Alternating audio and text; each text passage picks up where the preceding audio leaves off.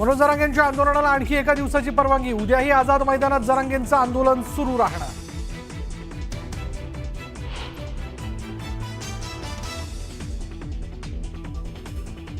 मनोज जरांगे आणि शिंदे समितीची पहिली बैठक निष्फळ। मराठा आणि कुणबी एकच असा GR काढला। मागण्या मान्य झाल्याशिवाय मुंबई सोडणार नसल्याचा जरांगेंचा निर्धार।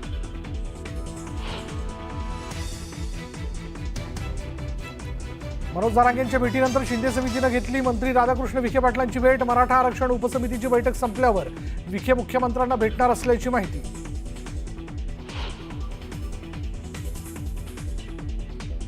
मला असं वाटतं या सगळ्या गोष्टींची उत्तर तुम्हाला एकनाथ शिंदे देऊ शकतात। मराठा आरक्षणासंदर्भातील सर्व प्रश्नांची उत्तरे एकनाथ शिंदे देतील। जरांगे पुन्हा मुंबईत का आले हे सुद्धा शिंदेच सांगतील। राजू ठाकरेंचं विधान।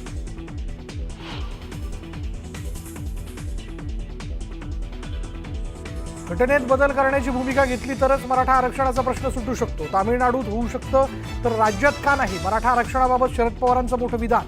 तर इतकी वर्ष त्यांनी काय केलं? अजित पवारांचा टोला।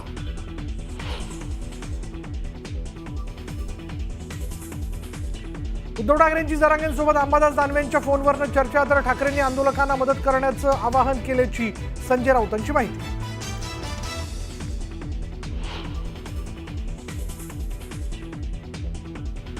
नागपुरात राष्ट्रीय ओबीसी महासंघाचं साखळी उपोषण। पहिल्या दिवशी 21 जणांचा सहभाग।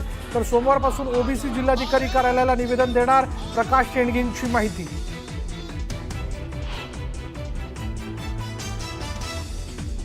केंद्रीय गृहमंत्री अमित शहांनी मुख्यमंत्र्यांसह घेतलं लालबागच्या राजाचं दर्शन। तर वर्षा बंगल्यावरही विधिवत पूजा करत शहांच्या हस्ते बाप्पाची मनोभावे आरती।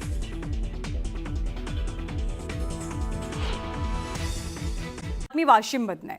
वाशिमच्या शेंदोना गावाजवळचा पूल पुराच्या पाण्यामुळे खचलाय।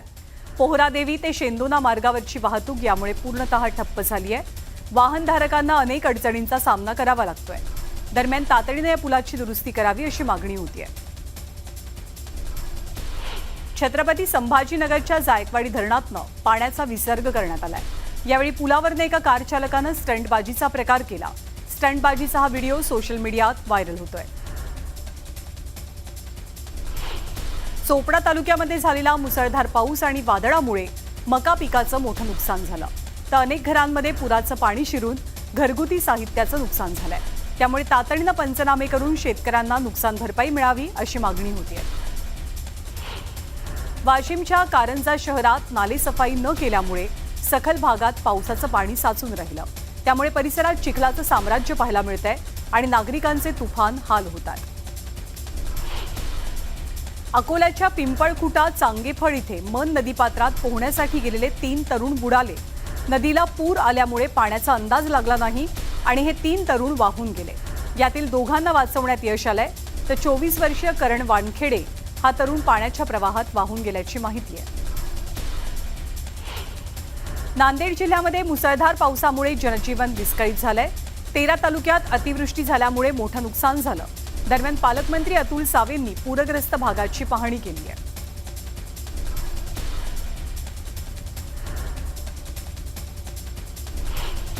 नांदेड जिल्ह्यामध्ये अतिवृष्टीमुळे नद्यांना पूर आलाय। पुरात अडकलेल्या नागरिकांचं सैन्य दलाकडनं रेस्क्यू ऑपरेशन केलं गेलं। दरम्यान हुनगुंदामध्ये सैन्य दलाकडनं मेडिकल कॅम्पचं आयोजन केलं गेलं होतं। यावेळी नागरिकांची आरोग्य तपासणी पार पडली।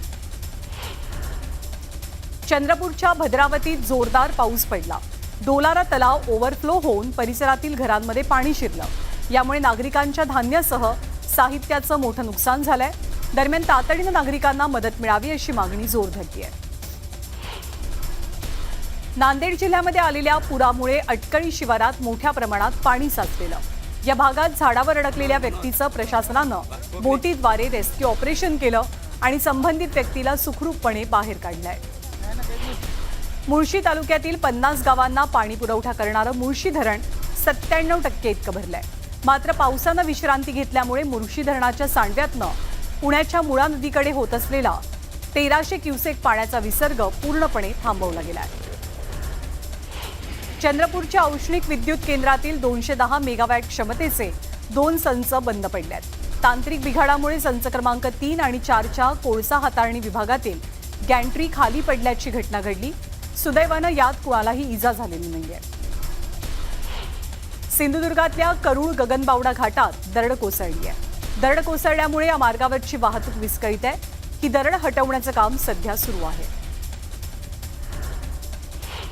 एक मोठी बातमी, मुंबईच्या छत्रपती शिवाजी महाराज टर्मिनस परिसरात मराठा आंदोलकांची मोठी गर्दी पाहायला मिळते।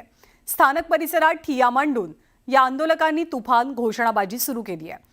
सीएसएमटी रेल्वे स्थानक परिसरातनं आढावा घेतलाय आमच्या प्रतिनिधी सुस्मिता भदाने पाटील यांनी। सध्या आपण सीएसएमटी स्थानकात आहोत आणि समोर बघतोय की मोठ्या संख्येनं हे सर्व मराठा बांधव एक मराठा लाख मराठाच्या घोषणा देत एकत्र आलेले आपल्याला पाहायला मिळत आहेत। मुख्यत्वे एक्सप्रेसचा जो प्लॅटफॉर्म आहे, जो प्लॅटफॉर्म क्रमांक 8 पासून प्लॅटफॉर्म क्रमांक 18 पर्यंत आहे, अशा अनेक ठिकाणी हे सर्व मराठा बांधव एकत्र आलेले आपल्याला पाहायला मिळतात। इथेच ते काही काळ थांबलेले सुद्धा आपल्याला पाहायला मिळतात। सकाळपासून आपण जर बघितलं तर अनेक ठिकाणी मराठा बांधव मुंबईमध्ये आपल्याला पाहायला मिळतात आणि अशा सगळ्यांशी आपण संवाद साधण्याचा प्रयत्न करूयात। कुठं जायचं आहे स्थानकात? काय थांबलात? आम्हाला आरक्षणामुळे आलो आम्ही, आरक्षण दिलेलं नाही, देत नाहीत। जरांगे पाटला सोबत आलेलो आम्ही। या ठिकाणी मनोजदादा जरांगे साहेब या ठिकाणी उपोषणाला बसलेत। आम्हाला जोपर्यंत आरक्षण मिळत नाही तोपर्यंत मराठा कधीही या ठिकाणी मुंबई सोडणार नाही। आपण बघतोय की ज्या पद्धतीनं हे सगळे लोक एकत्र आलेले आहेत आणि त्यांनी विशेष करून छत्रपती शिवाजी महाराज टर्मिनस परिसरामध्ये त्यांची संख्या प्रचंड मोठ्या प्रमाणात आहे आणि त्यामुळं फलाटावरती सुद्धा ही गर्दी आपल्याला पाहायला मिळते आहे। सुस्मिता भदाणे पाटील, न्यूज 18 लोकमत, मुंबई। यानंतर ही बातम्यांचा वेगवान आढावा पुढे सुरू ठेवूया। शिंदे समितीनं आंदोलनकर्ते मनोज जरांगे पाटलांची आज भेट घेतली। न्यायमूर्ती संदीप शिंदेंनी मनोज जरांगे पाटील यांच्याशी चर्चा केली। यावेळी शिंदेंनी त्यांना आंदोलन मागे घेण्याची विनंती केली, परंतु जरांगे पाटलांनी या मागणीला नकार दिला। न्यायमूर्ती शिंदेंनी मिळालेल्या नोंदींची माहिती आंदोलनकर्ते मनोज जरांगे पाटील यांनी दिली आहे। 2,39,000 नोंदी मान्य केल्याची माहिती त्यांना देण्यात आली, तर मराठवाड्यामध्ये 47,000 नोंदी सापडल्याची माहितीही शिंदे समितीच्या वतीनं दिली गेली आहे। जरांगे पाटील यांचं काही प्रमाणात समाधान झालं, पण मंत्रिमंडळाच्या बैठकीत चर्चा होईल, त्यानंतर चर्चेची आणखी एक फेरी पार पडेल। सोबतच हैदराबाद गॅझेट संदर्भात तत्वतः मान्यता दिली असल्याची माहिती शिंदे समितीकडनं देण्यात आली आहे। मनोज जरांगे पाटील यांच्या भेटीनंतर शिंदे समितीनं मंत्री राधाकृष्ण विखे पाटलांची भेट घेतली। मराठा आरक्षण उपसमितीची बैठक संपल्यावर विखे पाटील मुख्यमंत्र्यांची भेट घेतील अशी सूत्रांची माहिती आहे।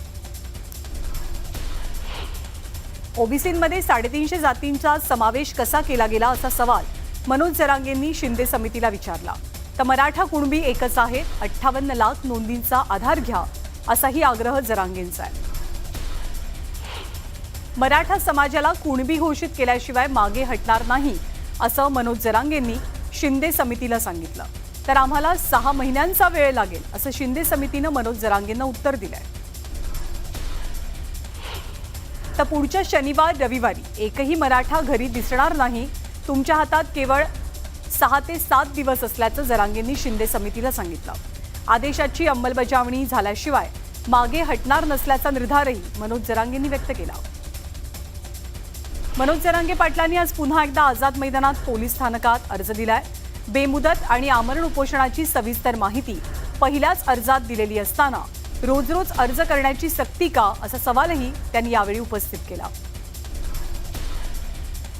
ज्या आमदार आणि खासदारांनी मनोज जरांगेंची भेट घेतली आणि पाठिंबा जाहीर केलाय, त्यांनी ओबीसी आरक्षणाबाबतची त्यांची भूमिका स्पष्ट करावी अशी मागणी ओबीसींचे नेते लक्ष्मण हाकेंनी केली आहे। तर महाराष्ट्र सरकारनं ओबीसी आरक्षणाला धक्का लागणार नाही असं सांगितलं होतं। याच संदर्भात सरकारनं 2 दिवसात आपली भूमिका स्पष्ट करावी असंही हाके म्हणतात।